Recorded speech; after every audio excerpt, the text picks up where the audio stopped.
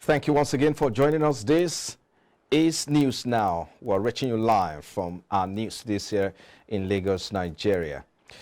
Following his alleged resignation as national chairman of his ruling or Progressive Congress, APC, Senator Abdullahi Adamu has now broken his silence on the matter ahead of this week's meeting of the National Caucus and National Executive Committee of the APC. There appears to be a gang-up of opposition against Senator Adamu and National Secretary of the party, Senator Inyola Mishore. It was reported that some bigwigs of the party had been going about with a list of alleged sins committed by Adamu against Asiwaju Bola Tinubu weeks before the latter declared his interest to vie for the presidency last year. In the meantime, the Nigerian police force has withdrawn the mobile police personnel previously attached to prominent individuals, including Mrs. Aisha Buhari, wife of former President Muhammadu Buhari, and his brother Malam Maman Daura. Other personalities affected by the withdrawal include Boss Mustafa, the former secretary to the government of the Federation, and Iocha Ayu, a former Senate president. The order for this withdrawal was contained in a police wireless message made public on Monday. According to the authorities, this move comes as part of an ongoing reassessment and reorganization of security details by the Nigerian police force. And away from there now, following the announcement by the Inspector General of Police that officers attached to VIPs will be withdrawn immediately, Nigerians have expressed divergent views on the directive. iBrandTV's reporter Dennis Ofik has details. It's not going to work. Every time you see new IG will just come and teach an order. Say, oh, Mopo, withdraw. All checking point, dismantle. All this. Say, mouth. Go there. All the families are happy. Mopo. Can you withdraw a Tojala Mopo? Or can you withdraw a Dangote personnel? Or can you withdraw, in fact, some of these Indian people, Chinese people who are using escort. The current tradition of police bosses assuming office and ordering the withdrawal of policemen from VIPs was not an idea hatched by the police. On August 20th, 2015, only 3 months after Muhammadu Buhari became Nigeria's president, he made the demand at a meeting with officials of the Ministry of Police Affairs and the Police Service Commission in the presidential villa. Buhari ordered Sunday Arase, the then IGP, to reduce the number of policemen attached to VIPs.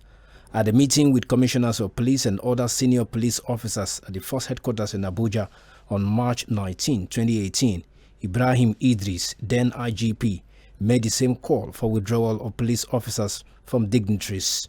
In June 2021, Baba Alkali Usman directed the immediate withdrawal of officers attached to private citizens. Earlier in May, Alkali ordered the withdrawal of policemen from VIPs in the southeastern state of Nigeria and Rivers. Egbetokun's call came 2 years after this, and in full-cycle fashion. Arase, who was the IGP when Buhari first made the demand, is the current chairman of the Police Service Commission. The order he was tasked with implementing 8 years ago remains a challenge now. Even those people that are involved has nothing to say, because the government of inner house have already made the arrangement.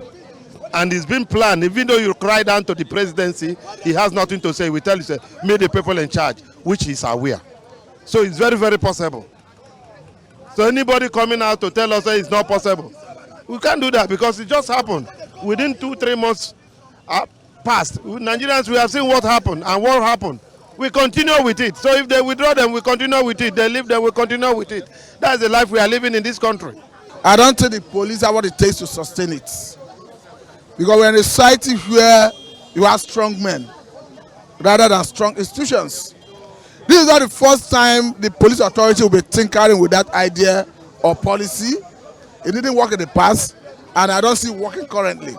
Because by the time the power that be, the personalities that use these police escorts start coming with influence, I don't think the new police IG can sustain it. If it's serious, he go work, he go work.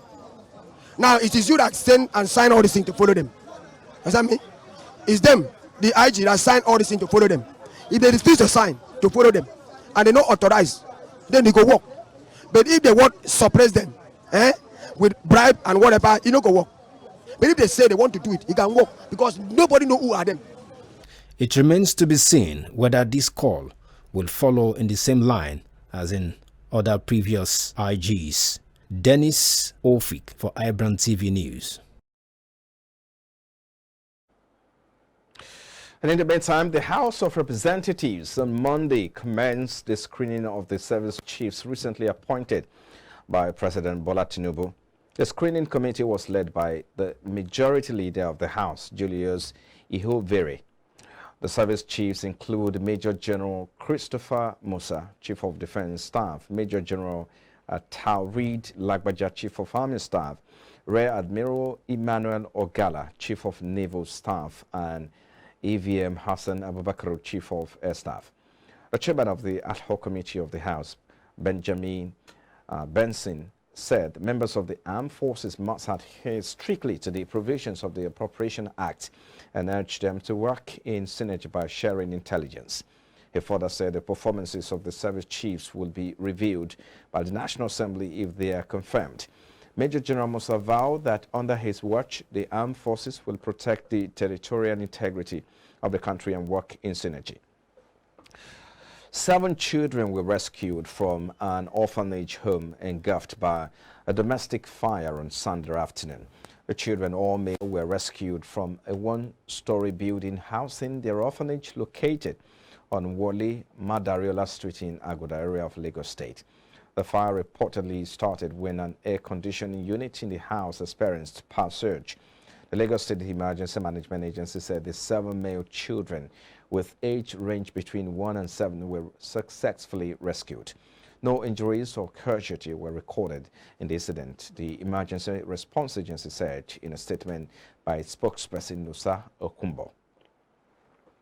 And now, bakery business in Nigeria is one of the oldest businesses in the country, but still, till today, bakers still generate a substantial amount of money on a daily basis. The demand for bakery products is very high, and so it will be as the population keeps increasing every day. From baking loaves of bread to pastries and even cakes, there are lots of bakery businesses one can venture into in Nigeria.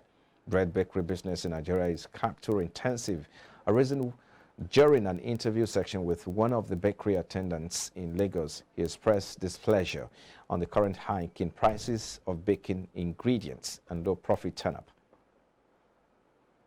I just think no affect too much. In one house to affect like it's too much. The way they use the buy to supplies more than they say like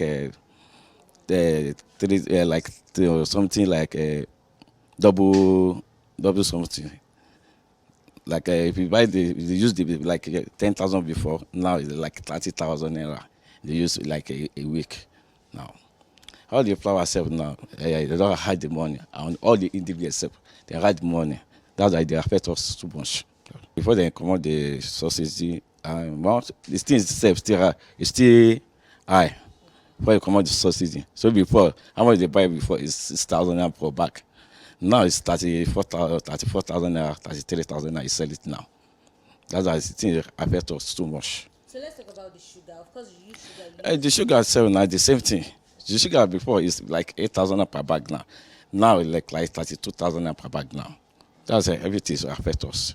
Our whole stuff is just the money, the money that they give them now. It's not, it's not rush to maintain the stuff now. Just the money just.